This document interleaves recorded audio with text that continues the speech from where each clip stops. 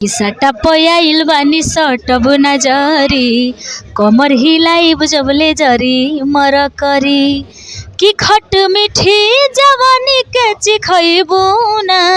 चिखैबू ना बबुआ के खुश कके जइबू ना अरे यारा में दोबारा फेरू अइबू ना कि मन करे निकली ना घरवा से बहरी कहेला सलैका लागेलू तू सहरी कि फेंकेले दाना हमरो दीवाना मुश्किल चलल डगर भइल बा जहर भइल बा हो जहर भइल बा तोर जवानी रानी झगड़ा के घर भइल बा कि प्यार के बुखार बड़ा तेज भइल बा खाए के मन न भेज भइल बा कि हो गइल भोरावा सटना कोरावा टूटता देह रच रच करता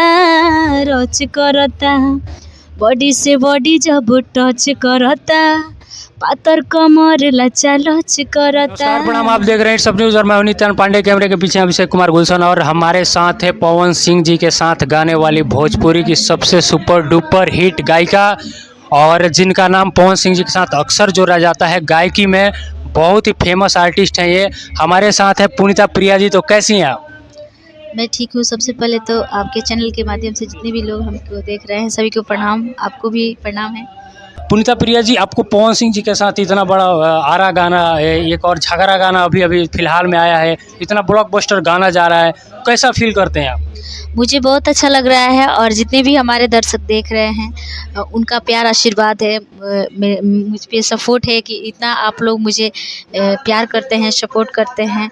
मैं दिल से आभारी हूँ MMB रिकॉर्ड्स के, जिन्होंने मुझे मतलब इतना बड़ा गाना मतलब गाने का ऑफ़र दिए सर, और साथ ही साथ पवन जी को और बड़े भैया पटना के मशहूर म्यूजिक डायरेक्टर प्रियांशु जी को। अच्छा पुनीता प्रिया जी, जर्नी के अंगर है पवन सिंह तक पहुँचे के?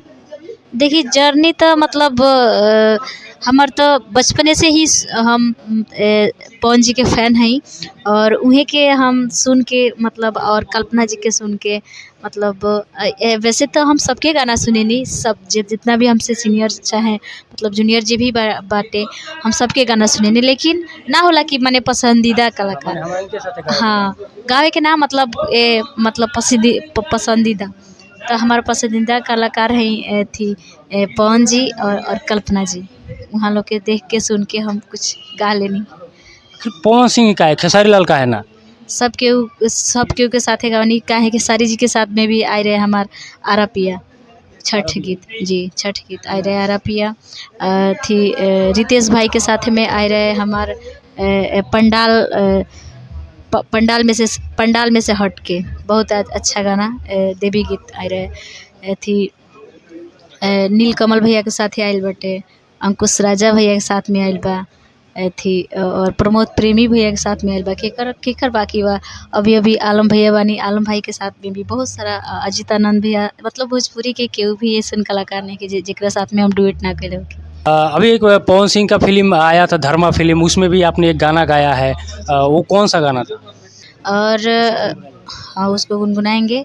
धर्मा फिल्म अभी रिलीज हुआ 1 महीना पहले, उसमें का कि प्यार के बुखार बड़ा तेज भइल बा खाए के मन न भेज भइल बा कि हो गइल भोरावा सटना कोरावा टूटता देह रच रच करता बॉडी से बॉडी जब टच करता पातर कमर लचा लच करता।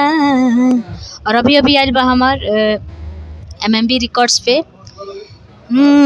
कि मन करे निकली ना घरवा से बहरी कहेला सलैका लागेलू तू सहरी कि फेंकेले दाना हमरो दीवाना मुश्किल चलल डगर भइल बा जहर भइल बा हो जहर भइल बा तोर जवानी रानी झगड़ा के घर भइल बा।